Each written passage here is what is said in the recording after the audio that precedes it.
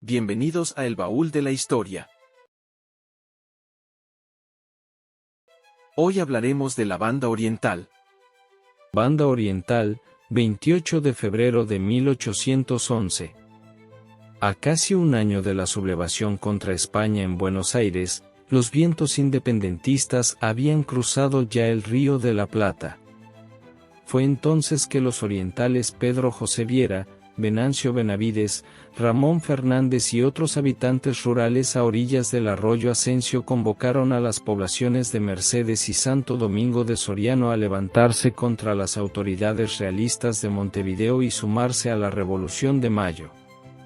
Una proclama conocida hoy como el Grito de Ascencio marcó el inicio de la Revolución Oriental.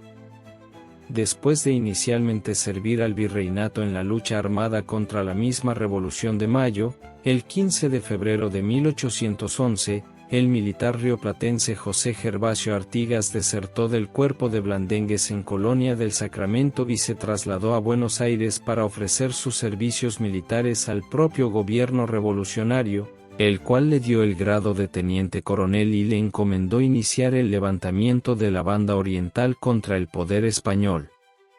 Tras las primeras sublevaciones posteriores al Grito de Ascencio, el 11 de abril, Artigas lanzó la proclama de Mercedes, en la que anunció el envío de armas, municiones y 3.000 hombres por parte del gobierno de las Provincias Unidas. Para el 18 de mayo, las fuerzas de Artigas vencieron a los realistas en la Batalla de las Piedras y los obligaron a atrincherarse en Montevideo, donde residía Francisco Javier Elío, quien recientemente había sido nombrado virrey del Río de la Plata por el Consejo de Regencia. El 1 de junio, el general rioplatense José Randos alcanzó Montevideo, dando comienzo al primer sitio de la ciudad, por lo que el virrey Elío solicitó la intervención portuguesa.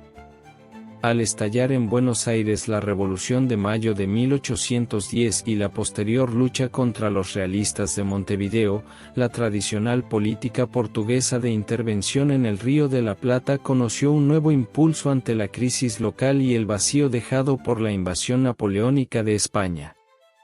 Además, Portugal temía los riesgos de que la revolución se extendiese a su territorio, posibilidad también contemplada por la primera Junta de Gobierno revolucionaria en su plan de operaciones. En junio de 1811, las tropas portuguesas, a órdenes del capitán general de Río Grande do Sul, Diego de Sousa, cruzaron la frontera y se desplegaron por el país, estableciendo su base en Maldonado. De esta forma, el nuevo gobierno de las Provincias Unidas, el primer triunvirato, decidió poner fin al sitio y negociar un armisticio con el virrey Elío, que se hizo efectivo el 20 de octubre de 1811, obligando al retiro de las tropas de Buenos Aires y Portugal, así como el levantamiento de los bloqueos de Buenos Aires y Montevideo. Esto se anteponía a los intereses independentistas de Artigas. Allí, la diplomacia británica bajo la conducción de Lord Strangford, aunque provisionalmente, impuso los objetivos de su política, restablecer la paz entre los gobiernos platenses mediante un status quo que dejara en suspenso la disputa entre los juntistas porteños y los regentistas de Montevideo. Esto tenía como fin dejar expedito el comercio para que los comerciantes británicos pudieran desarrollar el tráfico mercantil sin sobresaltos ni problemas. No obstante, a pesar de rechazar el acuerdo, los patriotas orientales se vieron obligados a trasladarse hacia la margen oriental del río Uruguay, en un punto conocido como el Salto Oriental, a la altura de la actual ciudad argentina de Concordia, protagonizando así el llamado éxodo del pueblo oriental. A pesar del armisticio, las tropas portuguesas no se retiraron del todo, lo que eventualmente, con ayuda de la presión política británica, condujo en mayo de 1812 a la firma del Tratado Herrera-Rademacher. Para entonces, el virreinato del Río de la Plata ya había sido abolido por Elío, quien transfirió a José Gaspar de Vigodet el puesto de gobernador de la Banda Oriental. En octubre de 1812 comenzó el segundo sitio de Montevideo, protagonizado una vez más por José Rando y al que las tropas de Artigas eventualmente se le unieron. Durante 1813, Artigas, constituido en jefe del pueblo oriental, envió diputados a la Asamblea General Constituyente de las Provincias Unidas, pero estos representantes no fueron ni siquiera tomados en cuenta por el gobierno unitario. A partir de entonces, Artigas comenzó su firme distanciamiento del gobierno porteño y el 20 de enero de 1814 rompió su colaboración con Buenos Aires y retiró sus tropas del sitio de Montevideo. Ante esto, el gobierno de las Provincias Unidas declaró a Artigas traidor a la patria. Poco tiempo después, este organizó la Liga Federal o Liga de los Pueblos Libres como una conjura independentista ajena a Buenos Aires, mientras que en junio del mismo año se produjo la capitulación de Montevideo, finalizando la dominación española en el Río de la Plata. Hacia 1815, Artigas había conseguido sumar representantes de la Banda Oriental, Misiones, Entre Ríos, Santa Fe, Corrientes, Córdoba e incluso del sur de Brasil en el Congreso de Oriente, que proclamó su independencia. Asimismo, lideró una lucha armada contra los porteños y, a pesar de ser repelido hasta el norte de la Banda Oriental en enero de 1815, Artigas, junto al oriental Fructuoso Rivera, derrotó decisivamente a sus perseguidores en la batalla de Guayabos, librando a Montevideo de la influencia de Buenos Aires. Para terminar con el desafío que representaba Artigas, el gobierno de las Provincias Unidas negoció con los portugueses, dándoles el visto bueno para que invadieran la Banda Oriental. Las tropas del ya entonces Reino Unido de Portugal, Brasil y Algarve cruzaron la frontera en julio de 1816, derrotando en octubre a los orientales en San Borja. A pesar de que Artigas dirigió un contraataque en territorio luso-brasileño, fue derrotado en Cumbariti.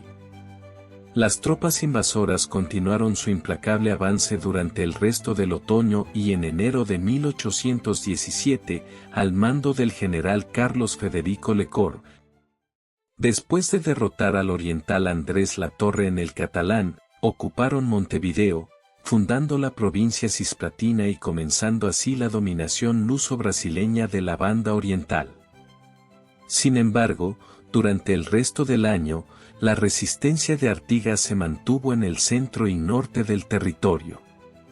Para empeorar las cosas, el gobierno de Buenos Aires, encabezado por Juan Martín de Pueyrredón, veía con buenos ojos la invasión luso-brasileña y, lejos de apoyar a Artigas, era partícipe de su eliminación debido a su peligrosa influencia sobre la Liga Federal.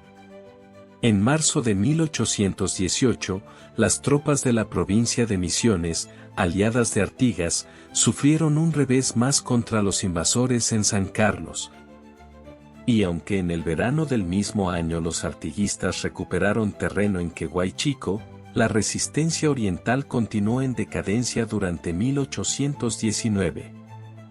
Finalmente, en enero de 1820, las tropas invasoras acabaron con los orientales dirigidos por Latorre y el heroico Pantaleón Sotelo en Tacuarembó, poniendo fin a la resistencia contra la invasión luso-brasileña. Luego de esta derrota, Artigas pasó a Entre Ríos, donde la traición de uno de sus lugartenientes, Francisco Ramírez, lo obligó a exiliarse en Paraguay, poniendo fin a la Revolución Oriental. En 1822 tuvo lugar la independencia de Brasil, tras la cual Pedro I formó un imperio al que incorporó la Banda Oriental con el nombre de Provincia Cisplatina. Durante los siguientes 2 años, Juan Antonio Lavalleja, un militar oriental que había combatido junto a Artigas contra los luso-brasileños y ahora renegado por Buenos Aires, buscaba volver a ganar el favor del gobierno porteño. Preparaba junto a otros líderes la arriesgada empresa de expulsar a los brasileños y reunir a la provincia oriental con las Provincias Unidas del Río de la Plata. El 19 de abril de 1825, liderando a un grupo de 33 patriotas orientales, Lavalleja desembarcó en la playa de la Agraciada y, enarbolando una bandera con la frase «Libertad o muerte», juró luchar hasta expulsar a los brasileños. El movimiento de Lavalleja ganó pronto el apoyo del pueblo oriental y, el 24 de abril, después de liberar el pueblo de Soriano, marchó firme hacia Montevideo, el cual puso bajo sitio en mayo, prolongándose hasta agosto, mes en el cual se celebró el Congreso de la Florida, en el que se declaró unánimemente la independencia de la provincia oriental con respecto al Brasil, así como la unión con las Provincias Unidas del Río de la Plata. Tras las victorias de las fuerzas orientales en Rincón, el 24 de septiembre, y de Sarandí, el 12 de octubre, el Congreso General Constituyente en Buenos Aires reconoció por ley. El 24 de octubre de 1825, la reincorporación de la provincia oriental, aprobando los diplomas de Javier Gomenzoro como diputado por la misma, lo que arrojó como consecuencia que el Imperio del Brasil les declarase la guerra en diciembre de ese mismo año, produciéndose abiertamente la Guerra del Brasil, a la que Lavalleja marchó con el blasón argentino. Durante 1827 la diplomacia británica propuso una tregua que fue aceptada por rioplatenses y brasileños para seguir financiando la guerra. El 27 de agosto de 1828 se firmó en Río de Janeiro la Convención Preliminar de Paz, por la cual tanto las Provincias Unidas del Río de la Plata como el Imperio de Brasil reconocieron la independencia de la Banda Oriental, que adoptó el nombre de Estado Oriental del Uruguay. Gracias y nos vemos en la próxima entrega.